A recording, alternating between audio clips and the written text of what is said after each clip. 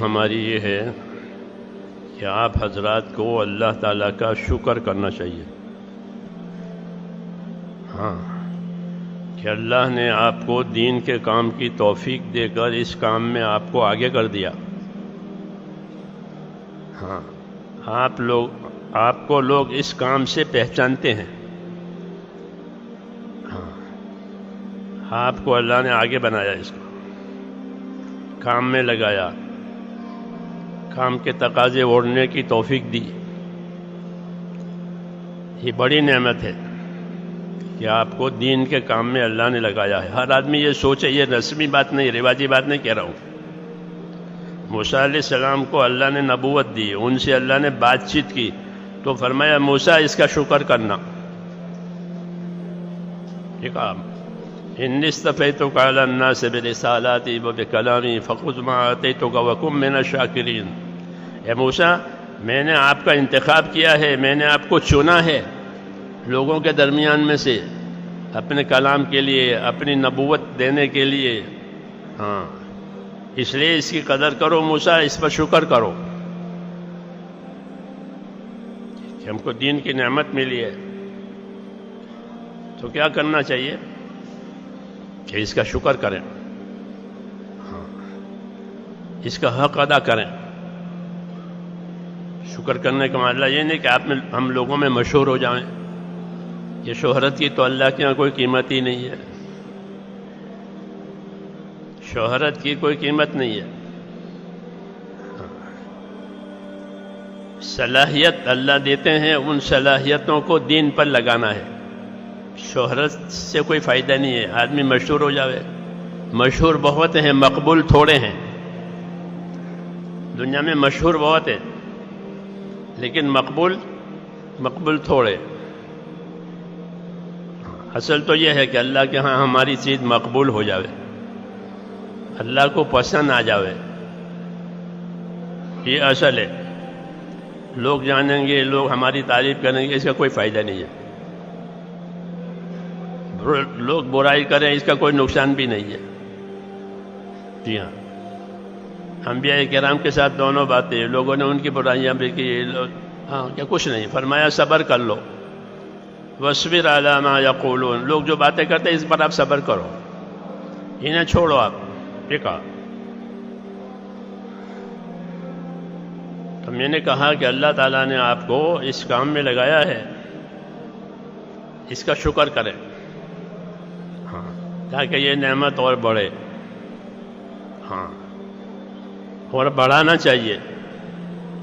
جو چیز بڑھے گی وہ باقی رہے گی، جو چیز بڑھے گی نہیں وہ باقی نہیں رہے گی.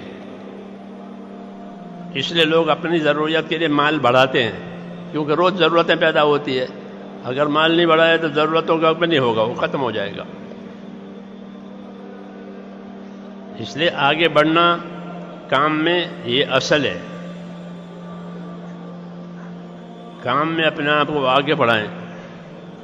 حضرت عمر رضی اللہ تعالیٰ عنہ اللہ کے راستے والوں کے بارے میں یہ فرماتے تھے کہ یہ جو اللہ کے راستے والے ہیں یہ اپنے آپ کو خیر کے کاموں کے عادی بناویں. ہاں، کیا بنیں؟ خیر کے کاموں کے عادی بنیں. یعنی اتنے پابند ہو جائیں کہ ہم اس کے عادی ہو گئے. پہلی سب کے عادی ہو گئے، تکبیر اولیٰ کے عادی ہو گئے. جی ہاں، یہ دین کا کام کرتے کرتے کرتے ہم اس کے عادی، جیسے چائے کے عادی ہو گئے، کافی کے عادی ہو گئے، پان کے عادی ہو گئے. لوگ عادی ہو جاتے ہیں، کھانے پینے کی چیزوں میں، استعمال کی چیزوں میں عادی ہو جاتے ہیں. اتنا تعلق ہو جاتا ہے. ایسے فرماتے تھے کہ دین کے کام کرنے والے جو اللہ کے راستے، سعد بن ابی وقاص اللہ کے راستے میں جا رہے تھے، ان کے ساتھ 10,000 آدمی تھے. فرمایا یہ مجمع تیرے ساتھ جا رہا ہے، ان کو خیر کے کاموں کا عادی بنانا. یہ سبق ہے آئندہ اللہ کے راستے والوں کے لیے کہ وہ اللہ کے راستے کی محنت کرتے کرتے اپنے ان کاموں کے عادی بن جائیں. انہیں کوئی بوجھ ہی نہیں ہے. جیسے عادت کی چیزیں سہولت سے ہو جاتی ہے، نہیں ملتی تو تلاش کرتے ہیں. تو یہ ضروری ہے، یہ ہر کام کے ہم عادی بنے. ہاں، دعوت یہ تو اعمال کے مجموعے کا نام ہے. دین بھی اعمال کے مجموعے کا نام ہے. دین اس میں بہت سارے اعمال ہیں، فرائض بھی ہیں، واجبات بھی ہیں، حرام سے بچنا بھی ہے، جی ہاں، اخلاق بھی ہے، اخلاص بھی ہے، بہت چیزیں ہیں، سب مل کر کے دین بنا. ایسا یہ تبلیغ بھی، یہ بھی اعمال کے مجموعے کا نام ہے. بہت سارے اعمال مل کر کے یہ دعوت بنی. خالی بیان کرنے کا نام یا تشکیل کرنے کا نام نہیں ہے. بہت سارے اعمال ہیں. کتنا بڑا عملہ یہاں کام کر رہا ہے. جی ہاں، کیونکہ بہت کام ہے. دعوت کا بھی کام ہے، سیکھنے سکھانا کا بھی کام ہے، ذکر عبادت کا کام ہے، خدمت بھی ہے، حفاظت بھی ہے، چوکیداری بھی ہے. یہ سب مل کے تبلیغ. راتوں کی عبادت بھی ہے. ایک چیز کا نام نہیں ہے کہ بھئی بیان ہو گیا اور تشکیل ہو گئی، جلسہ اجتماع ہو گیا. کہ اعمال کے مجموعے کا نام. مولانا الیاس صاحب فرماتے ہیں کہ دین تو اعمال کے مجموعے کا نام ہے. پیدا ہونے سے لے کر موت تک کچھ اعمال دیے گئے ہیں، یہ ہے. اور حضرت عمر رضی اللہ عنہ اس کے بارے میں یہ فرماتے تھے کہ اپنے آپ کو خیر کے کاموں کے عادی بناؤ. ہاں، کہ پھر اس کے کوئی محنت ہی نہیں کرنی پڑے، ہم اس کے عادی ہیں. محنت کرتے کرتے یہ چیز عادت میں آ جاتی ہے. تو میں نے کہا شکر کرنا چاہیے کہ اللہ نے آپ کو آگے بڑھایا ہے، اور اپنے آپ کو اس کام کے عادی بنائیں کہ یہ کام ہمارے اوپر بوجھ نہ رہے، بلکہ یہ کام ہماری زندگی کا کام بن جائے. ہاں، زندگی کا کام بنے. اگر یہ کام نہ ہوا تو اندر کمی محسوس ہو دل میں، جیسے پیاسے کو پانی نہیں ملا، بھوکے کو کھانا نہیں ملا، ایسا اسے تعلق پیدا کرے، ہاتھی بنے. اس کا یہ ہدایت ہے ہم کو. ایک بات اور یاد رکھنی ہے کہ اللہ نے جو جان اور مال کی طاقت ہم کو دی ہے، یہ ہماری اپنی نہیں ہے، یہ اللہ کی دی ہوئی امانت ہے. جان کی طاقت ہاتھ، پاؤں، دل، دماغ، آنکھیں، سب بدن، یہ جانی طاقت کہلاتی ہے. یہ نعمت ہے. آدمی تندرست ہے، اس میں طاقت ہے، بڑی نعمت، کسی کا محتاج نہیں ہے، تو یہ بڑی نعمت. ایسے ہی مال، یہ دونوں چیزیں اللہ تعالیٰ اپنے بندوں کو دیتے ہیں، کسی کو کم، کسی کو زیادہ. عمر کسی کو کم دی، کسی کو زیادہ دی، مال کسی کو کم دیا، کسی کو زیادہ دیا. کم زیادہ دینا تو حکمت کی وجہ سے ہے. یہ نہیں کہ اللہ تعالیٰ کے ہاں اس کا کوٹا ختم ہو گیا ہے کہ اب ہے نہیں، آئندہ کوٹا آئے گا تو ملے گا، ایسا نہیں ہے. بلکہ فرمایا ہمارے پاس تو ہر چیز کے خزانے ہیں، ہم دنیا میں ایک خاص مقدار سے اس کو اتارتے ہیں. جی ہاں، تو جانی اور مالی طاقتیں جو دی ہے یہ بڑی نعمت ہے. اور جس طرح یہ نعمت ہے، اسی طرح یہ جانی مالی طاقت اللہ کی امانت بھی ہے، ہماری اپنی نہیں ہے، اللہ کی امانت ہے. ہاں، بدن کی تندرستی ہو کہ اللہ کی امانت ہے، مال ہو کہ اللہ کی امانت ہے، اولاد ہے کہ اللہ کی امانت ہے. یہ کسی ذمہ داری کے پورا کرنے کے لیے دی ہے.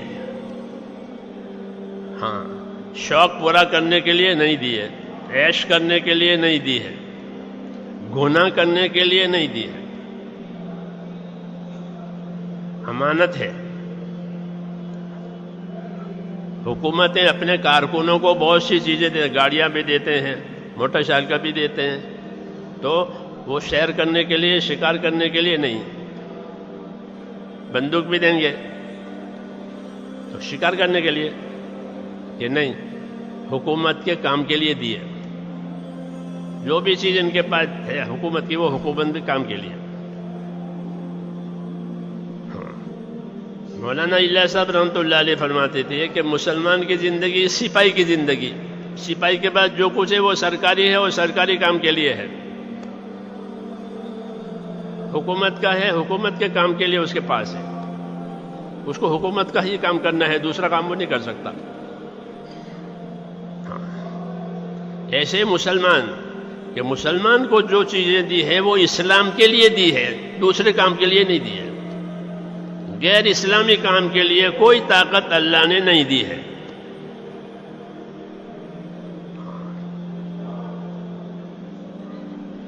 تو یہ ہمارا مزاج بنے کہ ہم ایک اللہ کی امانت، جان اور مال یہ بھی امانت، اور اس سے بڑی امانت اللہ کا دین، کہ دین اللہ کی امانت ہے ہمارے پاس، اس کی حفاظت کرنی ہے، اپنے آپ کو اس کا پابند کرنا ہے یقین کے ساتھ، اس لیے کہ جب کام ختم ہو جائے گا تو اس کا حساب آئے گا، اور فرشتہ قبر میں پوچھے گا کہ ماں دینوں کا، آپ کا دین کیا ہے بتائیے، کس دین پر رہے، کس دین پر مرے، اپنا دین بتاؤ، یہ امانت ہے۔ تو دین بھی امانت ہے، مال جان بھی امانت ہے، اور اولاد بھی امانت ہے۔ یہ کتابوں میں لکھا ہے، امام غزالی رحمۃ اللہ علیہ فرماتے تھے کہ ہر آدمی کی اولاد اس کے پاس اللہ کی امانت ہے، اپنی اولاد کو کہاں لگا رہا ہے، یہ عبادت کے لیے پیدا ہوئی ہے۔ اولاد کس لیے پیدا ہوئی؟ ہم بھی عبادت کے لیے پیدا ہوئے، ہماری اولاد بھی عبادت کے لیے پیدا ہوئی ہے۔ پیدا ہوتے ہی ان کے کان میں اذان اور اقامت کہی جاتی ہے، کیوں کہ وہ تو اسی کام کے لیے آئی،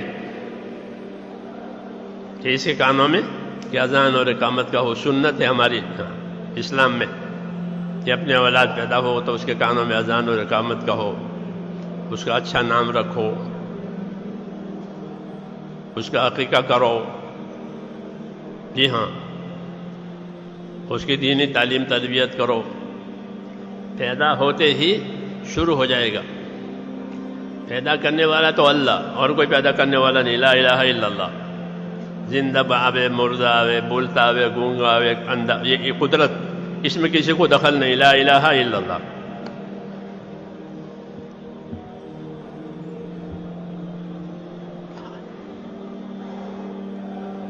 جب پیدا ہو گیا تو کہ پیدا ہو گیا تو محمد الرسول اللہ،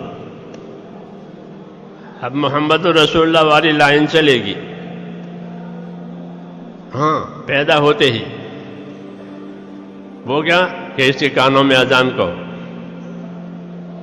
ہاں اقامت کہو، اچھا نام رکھو، بولنا سیکھے تو اس کو لا الہ الا اللہ سکھاؤ، جی ہاں، لڑکے کو لڑکے کے کپڑے پہناؤ، لڑکے کو لڑکے کے کپڑے پہناؤ،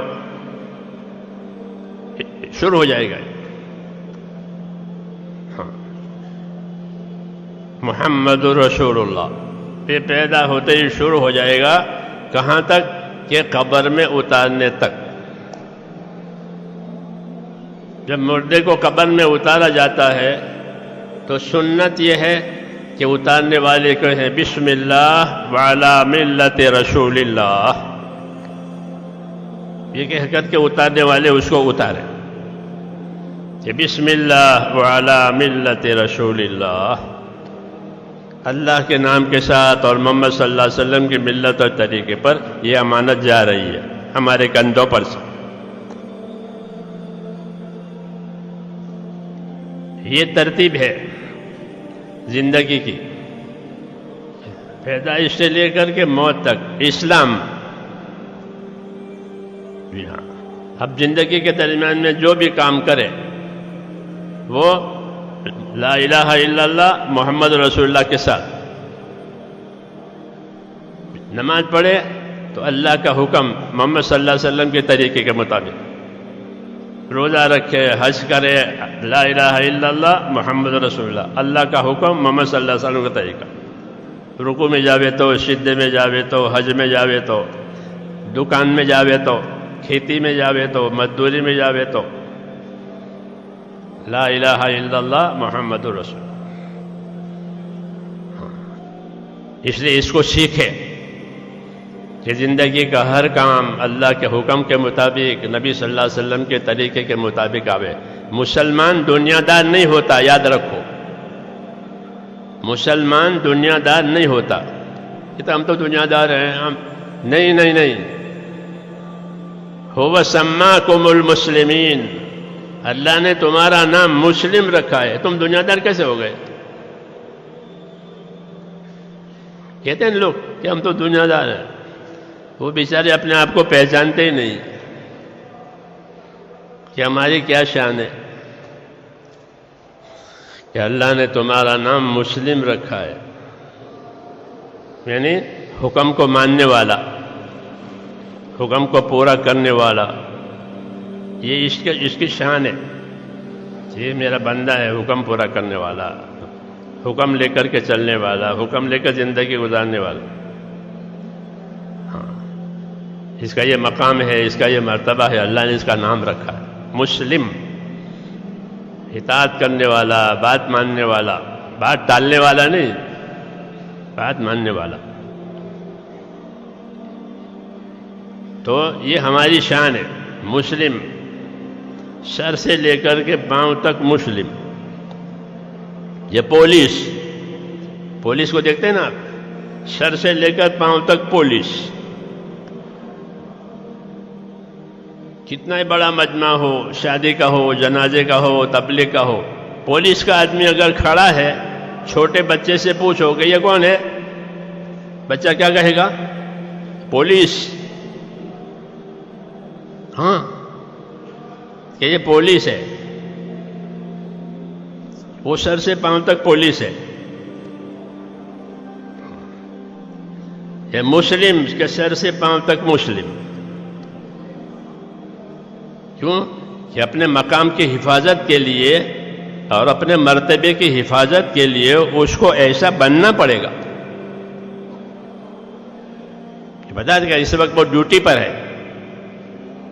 ہاں، جب وہ ڈیوٹی پر ہوتا ہے تو پوری حکومت کی طاقت اس کے ساتھ ہوتی ہے. ہاں، یہ ڈیوٹی پر ہے. ڈیوٹی پر نہیں ہے اور اس کو کوئی مارے کوئی بات نہیں. اور ڈیوٹی پر ہے تو کہ پھر وہ حکومت کا ہے. ہاں، اس کی حکومت مدد کرے گی. ایسے ہم اپنی ڈیوٹی پر ہوں گے کہ اللہ ہماری مدد کرے گا، اور ہم ڈیوٹی پر نہیں ہیں ہماری مدد نہیں ہے. مقام کا تو یہی مطلب ہے، مرتبے کا تو یہی مطلب ہے کہ بھائی ہم نے مرتبہ دیا ہے.